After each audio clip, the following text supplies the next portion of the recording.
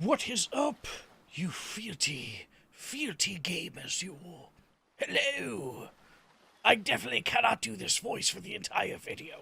What's going on, everybody? Alright, enough of that voice. I'm trying to figure out an intro. I haven't gotten it yet. I'll get there eventually. I want to start off, as always, as lately, thank you everyone who's been watching the videos. Thank you and welcome to new subscribers. We're 533 now at the time of recording this.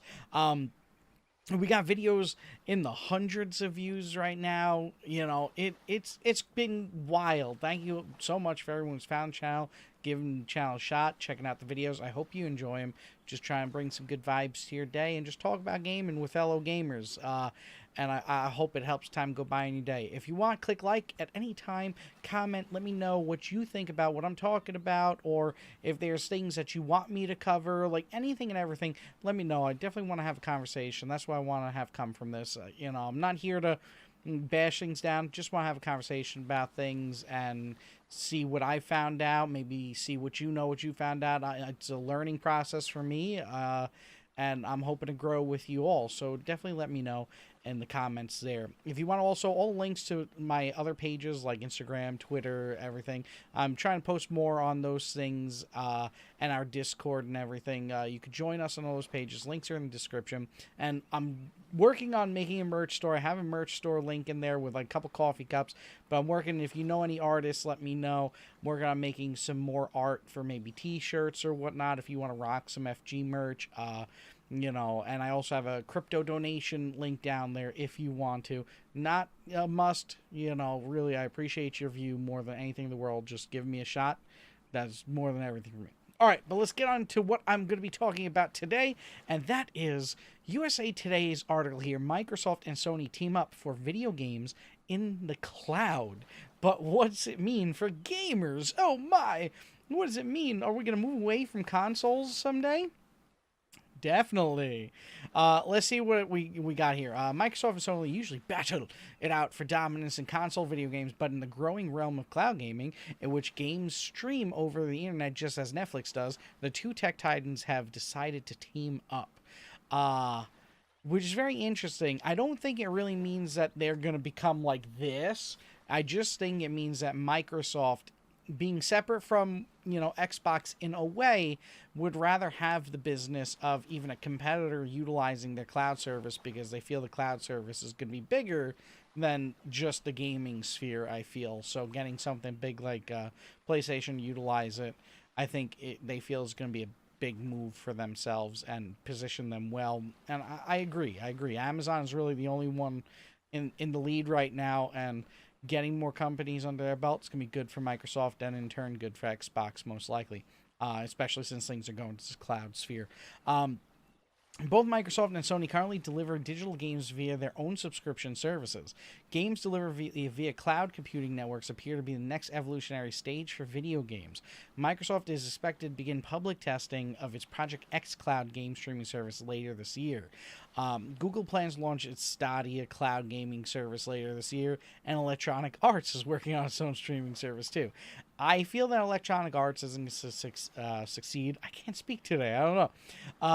I feel it can't succeed just because Microsoft has all the games available on Xbox that they'll probably start moving over to it in time. It's going to depend on if the game companies themselves, development companies, are going to allow their game to be on this streaming cloud service, what type of a payout they're going to want. I think that this is an area where these companies are going to have to go into totally new financial models coming up in the future, because when you're moving away from physical style games, or, you know, akin to physical style games of, you know, digital games, but you're still selling physical versions, that keeps the price the same. You know, your digital games will cost the same amount as your physical game. That's just how it is. But now once you're on like a streaming service, you know, granted the PS5, I've heard rumors that it will still have a disc tray. In some models, apparently the low model won't have it, but other models will. And even with Xbox, the cheapest model is not going to have it. It already doesn't have it on the Xbox One S, the cheapest model. So when you switch to digital, now it's going to be a little bit harder, especially if you're utilizing a streaming service that's going to run the game for you. You don't even own the game. You're just playing the game and renting it. How are you going to charge $60 to rent a game? What, you're going to be able to own it by rental forever? That's not going to make much sense. And how much you paying for the cloud service for that game then?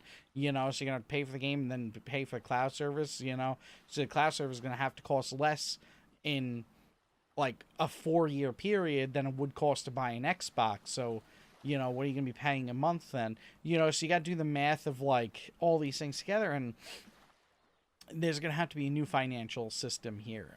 Maybe you pay per time played, maybe they'll get some crypto in there, like Engine Coin right now. If you look into an Engine, it's a gaming company that's been around. They used to make websites for like guilds and stuff. You can get an Engine website for your guild and everything. And then they moved into more of the gaming sphere, and now they're making the Engine Coin, a cryptocurrency that links to digital products. So if you buy like a sword for a certain game, it's now a digital product on the blockchain. If that company partners with another gaming company that says, all right, we'll use that asset, so that sword, so let's say you're using that sword in Minecraft, and then you can use that sword in, I don't know, Devil May Cry or something. It's the same asset, as long as the game company is willing to make it run in their game, then you can move that asset around forever. It's yours forever. It's on the blockchain. It's immutable. It's not going to go anywhere. And if you want to trade it to other people, you can. So with things like that come around, the digital sphere is going to become more like every single thing of it. It's becoming more of a real world in a way. Everything existing on the internet is becoming more of a real world, whereas you don't own the physical product. You're not buying, let's say, you're not buying this anymore. You're just getting a physical digital product, and that's just yours. So now the digital products are now getting broken up, and, it'll soon be you own the individual products in the games and everything. So this cloud computing is definitely the future of everything, so it's definitely an interesting move here to see what's going on, what's going to be coming, definitely concerns though with those prices, like I was talking about, just definite concerns where it's gonna be a change. It's gonna be a new change. It's gonna be new everything. Players could eventually be able to play nearly all games together and against friends, even if they have different game systems, says David Putsick, Vice President of Gaming, Digital Strategy Marketing from Magid. I don't know what that company is, but he raises an interesting point where play nearly all games together. If Sony's on the same cloud gaming service as, Microsoft and Xbox, then can you really say you can't have cross-platform? Technically, they're running off of the same thing in a way, it's going to cause some problems there. So technically, are you getting the game through PlayStation, or are you getting it through Xbox anymore? At that point, games made on disc give advertisers limited opportunities because they cannot be updated in real time. Says, and this was something I noticed in here, which I think it's a little bit of a... It just doesn't make any sense to me, really, because games made on discs, limited opportunities because they can't be updated in real time. That doesn't make any sense. Usually the games you play on discs will load the assets you need, but it works in joint with online services, so you can join these two things together. If you had to play ads or whatnot, that's something that's beyond easy to do. I just highlighted to say that there's still is a very unknown space, and that's just silly. It's just silly, in my opinion. Because this was more ads could be added to games. Free-to-play video games have become a major market force. And, the thing I did notice about that, I do on my phone, I have a Sonic game. Let me see if I can pull it up. So Sonic Forces here. And it really... So this is Sonic Forces here, and everything you do on it links to like an ad. It's crazy. Every single thing you could do on this dang game, you do a race, you finish the race, you get a chest, open up the chest, okay, you've opened 4 chests, and now you're out of chests. Now, if you want to open up the next chest, you can watch an ad, 30-second ad. You finish your race, you got points out of the chest, you want to double those points, watch an ad. You want to upgrade your character, watch an ad. You want to buy an item, watch an ad. You want to get some more free rings, watch an ad. You end up watching more ads than you do, like, spend time playing the dang game at the end of the day. It's crazy. So this is another reason why I'm bringing this up today, why this stuck out to me, was that this does worry me. The digital space is not friendly to us. The physical space is the consumer space. The digital space is not the consumer space because you own nothing, unless, the blockchain technology with Engine. That, yeah, you would own your product, technically. The company has to want to still use it. Just as Microsoft Sony partnership will escalate the cloud gaming competition, so will bring more pressure on brick and mortar retailers already buffeted by gamers' embrace of digital downloads. So this brings up, you see like Best Buy here, get foot traffic from physical game, tile shopping. This is going to hurt for the physical space. I think the physical space is already in trouble right now where we buy stuff on Amazon. We buy stuff on the internet. We get most of our stuff on the internet these days. Who wants to drive to the store where, you don't know if they're going to have the product sometimes. Nowadays, you can check online and see if they're going to have it. But, if you see if they're going to have it, why then go there? You could probably get the same price as somewhere else online. It's really just if you want to, actually see the product. Like, oh, the S10 Plus, blah, blah, blah, what does it actually look like? How bad is the little camera, part at the top of the screen? It's just to kind of see it in person. But aside from that, what else do you need to utilize it for? I still go to Best Buy now to get games because I'm in the Gamers Club. I get 20% off all physical titles that I buy there, and I get triple points towards, the points system for every dollar I spend. So for a $60 game, I only pay $47 right now until mid-June is when it ends, and then I'm poop out of luck. But I could pre-order physical games for the rest of the year, so trust me, pre-ordering as many as I can. It's amazing. Golly gosh, if you still have the Gamers Club, comment down below, let me know. So this is a massive problem. So this is a worry. I don't want us to get too caught up on the fact that Sony and Microsoft are working together. Oh my goodness. This could be very bad for us in the coming years. When we go digital, we stop owning our products. We stop being able to, if the internet goes out, I could probably still play certain games I have. I don't know about Raid Shoot because I think it does have online capabilities, but I could still play a lot of games I own, because they're physical titles, and I could just pop it in and play it. Once you take out the internet, once you go digital, you don't own your products. This could be bad. Prices, you buy a digital game today, it's still $60. Why is that $160 whereas this $160? What's the cost of actually making this? Why doesn't that get taken out of the cost for digital sales? Shouldn't digital sales be less? So it's bad. PlayStation Now has a monthly of $19.99. Some PS4 games can be downloaded as an on-demand video game subscription service with more than 750 games developed for PlayStation 2, PS3, PS4. Sony also operates a broadband delivery like TV service, PlayStation View, $50 a month. They just want to own you. They want to own your attention. That's what this is about. And then in researching more, I want to see kind of what's more about the PlayStation 5. Where's it going? So I'm looking at, articles here. So on WCC F Tech here, the ex-CEO, Jack Tretton, mentioned, I think that they're very well positioned. The leader of prior generation, always in good position going into new generation. From what I've read about the specs, PlayStation 5 sounds impressive. Their business model obviously worked well for them from last time around, and it doesn't look like they're going to deviate from that. They'll be well positioned, but I do think they'll face exponentially more competition than they did last time around. So I think the Stadia thing has kind of really put, a mess up into the gears of the game systems, because how you saying their business model obviously worked well for them last time around. I don't think that's going to be what's going to work for them next time around. I think PlayStation 5, it'll be towards the cusp of the last time we'll see a game system.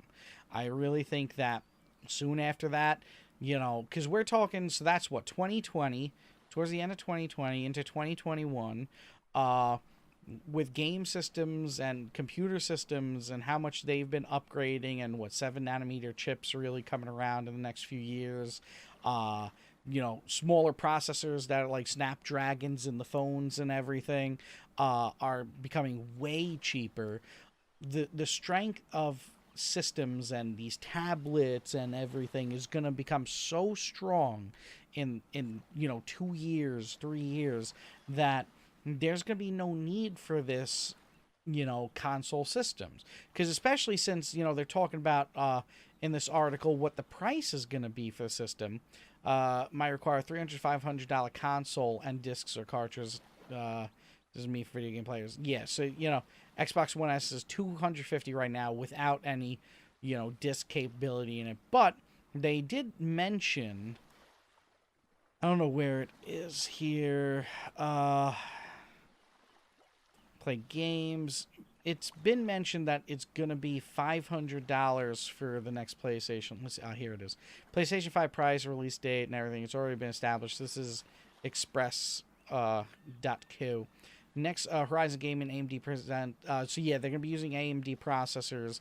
But yeah, a $500 price tag has been suggested, something that would no doubt affect initial sales. So the cost is going up there, but it's still not. I mean, this phone here is $1,000. I got it on sale for $800, luckily, but $1,000 for a cell phone, that's expensive. Whereas a game system, only $500. That's still a steal right now.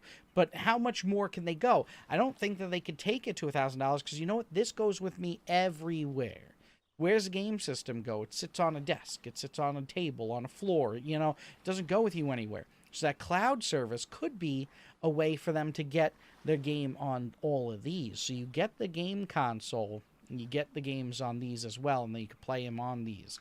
Maybe it like connects somehow, like how didn't PlayStation do it with the Vita or something, where the Vita would then play your game like outside, or you could even use it on your cell phone or something, I think in the PlayStation 3 days, which could be interesting in my opinion.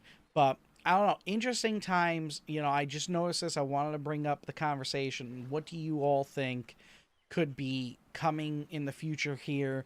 Where do you think Microsoft and Sony are going with this cloud gaming service? Do you think it's a good thing? Do you think we should be worried as consumers? Do you think it could be good? It could be bad? Let me know. Anything you want to talk about in the comments, let me know. But yeah, I'm worried. I think from a consumer standpoint, I think that there's some worrisome trends here, and digital world is guaranteed to be coming. No ifs, ands, or buts. We're going digital with everything, and physical stuff's gonna go goodbye. And the cell phone market for gaming especially is gigantic. So there's no stopping the cell phones from growing, and it's kind of like a no-win situation in some ways, but a win-win situation. The fact that, hey, we're going to be able to play, AAA titles at like 60 frames a second on these things, and 120 frames a second on just like a cell phone or something, and nowadays you can plug controls into them and everything. So I don't know, could be good, could be bad. I don't know. Let me know in the comments. And like I was saying, thank you everybody so much for the support. Thank you for the views. I'm new to this YouTube thing. I'm still learning. It's really been wild. I never thought I'd be getting like 100-something views, 500 views on a video. Like, this is crazy to me. And I appreciate it so much. Thank you for the likes. Thank you for the comments. Really just thank you. It's been wild. Let me know what you think, though, in the comments there. Bye, everybody. Thank you for watching. Bye-bye, bye-bye. Like, comment, subscribe, and follow if you dare.